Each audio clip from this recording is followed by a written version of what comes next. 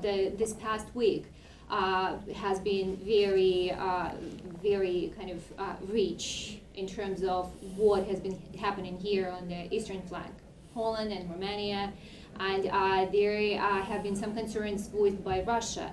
How do you react to those concerns, and how do you assess the quality of the projects that are unfolding on the ground with the American participation?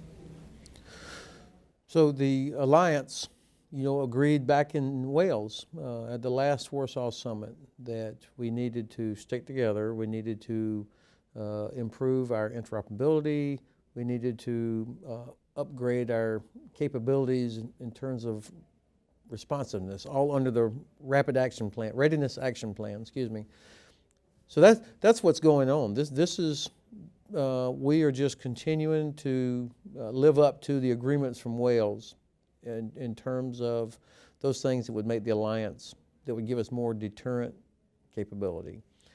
So I don't pay too much attention to what the Russians say because it's usually in the category of dismiss, distract, distort, or dismay. Instead, I focus on my job, which is helping make sure that the land forces are as good as they can be and that they can work together. And how do you assess the quality of collaboration here on the ground with the Baltic countries and Poland and other countries you've been dealing with? Yeah, it's as good as it has ever been, but there still is so much work to do. Interoperability, for example, U.S. soldiers are going to be under Estonian commander, Polish commander, German commanders. We're going to be in multinational formations all the time. So you have to practice the communications, the logistics, flying together. So we're working on that. An important part of deterrence is speed of assembly. How fast can we bring troops together from their bases, or can they get their equipment and get in position to prevent a crisis? These are things that we're working on. Some good exercises happening here this summer, of course, in June, which will give us really the Anaconda exercise in Poland, for example, I think will represent the completion of what I would call the first phase of implementation of the Readiness Action Plan, implementation of everything at Wales, and then the second phase will be determined by the nations at Warsaw on what else does the alliance need to do to provide a deterrent capability. I understand that the United States are preparing to provide 2 battalions as part of this rotational format that is now kind of being contemplated by NATO. How do you assess the necessity for that, the readiness, and just in general your feeling about the presence of these 4 rotational battalions here? So I don't know what decisions will be made yet in terms of enhanced forward presence. I'm very proud that my country has decided to provide a full armor brigade combat team that beginning in February that will be rotational, but it will be what we call heel to toe, and it'll be here for a 9-month rotation followed by another one. It will be deployed in Eastern Europe from Estonia to Bulgaria and some in Germany, but that's a separate brigade combat team. Whatever battalions or whatever agreements are made at Warsaw about enhanced forward presence, I believe that this will be in addition to that. So I don't know that the U.S. has agreed to 2 battalions. Certainly, I hear speculation, but my part of this is to make sure that brigade combat team is able to be an effective part of an overall deterrent capability, to have the flexibility to move, to prevent a crisis. And really that's what deterrence is about, is giving our political leaders some options that would prevent a crisis. And you have to demonstrate capability. The other nations are certainly beginning to step forward and accept leadership on these. But I think I would wait until after the next defense ministerial in Warsaw before I predict what actually might come out. And to just understand the nature of rotational, does it mean that these troops are not permanently stationed or assigned to a certain country. They're Right. moving along the eastern flank. Do you Right. understand that? That's my preference. That was my recommendation, is that when the brigade comes over, it brings all of its equipment, all the armored vehicles, trucks, communications, everything.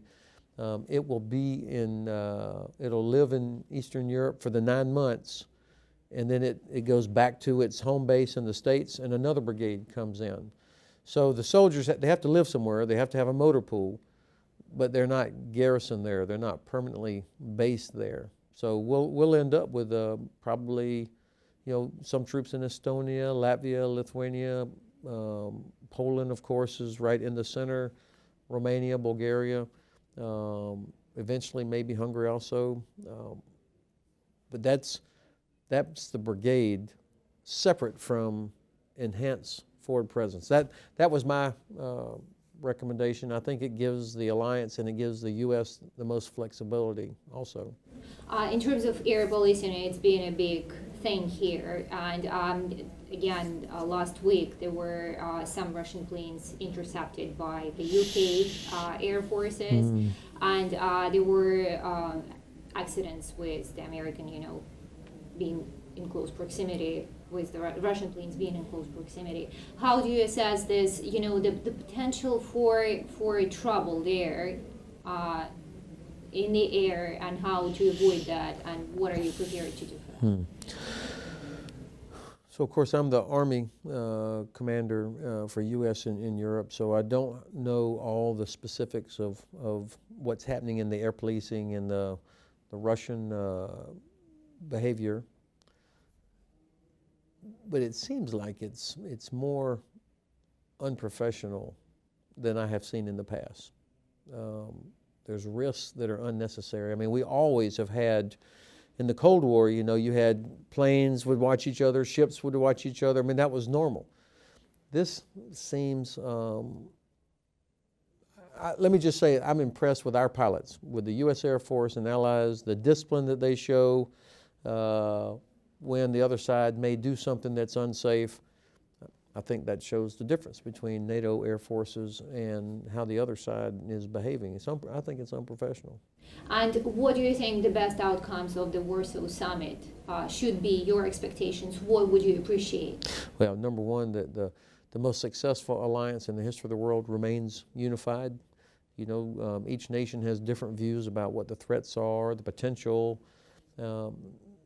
NATO is about collective security, collective defense for all 28 members, and so I think what we'll see is commitment to the collective security of everybody. That's number one, and then number two, for me, the part that I'm specifically interested in, of course, is a continued commitment to improve deterrent capability. In terms of Article 5, because it's been the most controversial subject probably lately here, and there are different opinions about how it can be handled if the predictions of Russia invading Baltic states were to come true.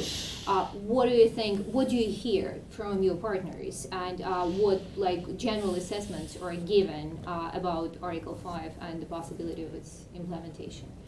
Well, I mean, my president has been very clear that we will defend all of our allies. So I think there's no doubt that the nations are committed to Article 5. But what constitutes Article 5, that's a political decision. And there's a very good process that the nations would go through.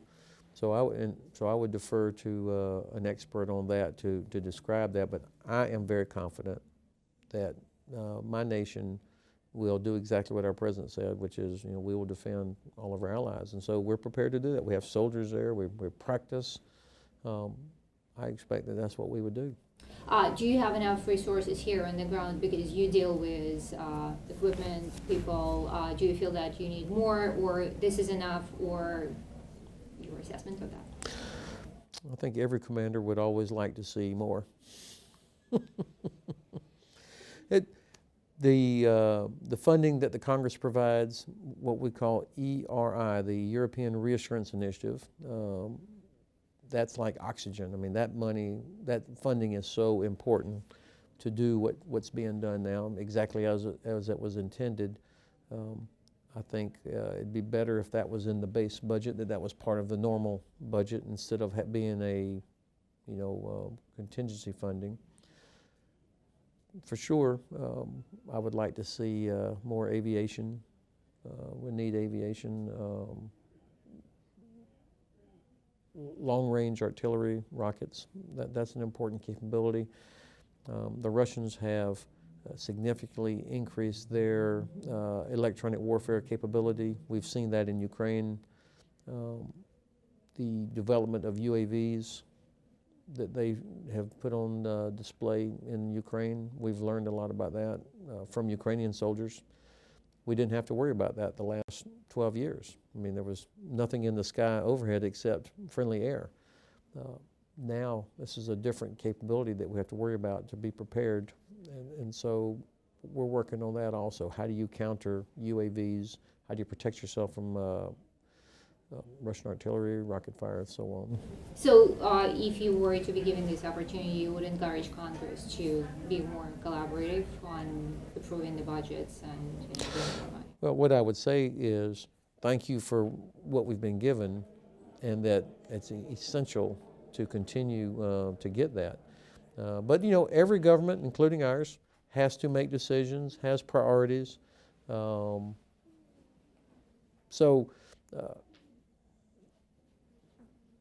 My job is to make the best use of what I get, and that's how I'm approaching it. And the very last question, just out of curiosity, we're seeing the military ship now, the U.S. military ship right there parked in the harbor. Is it more for kind of reassurance purposes, or it has any practical reasons for the ships, travel and cruise around it? Well, this is, the Navy, navies of the world have made port visits. I mean, this is a traditional thing to do to demonstrate that we're here, because frankly, the Navy usually is over the horizon, so you might not see it. So the port visit provides an opportunity for the host to see that ship that's there and what kind of is behind it. I think that's important. And also you have to practice freedom of the seas.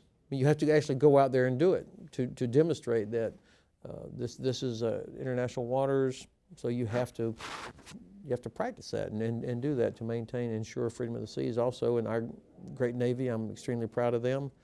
There's only one day of the year I don't like them. That's the Army-Navy football game. Otherwise, I'm extremely proud of our Navy. Excellent. Thank you so much, General. Of course.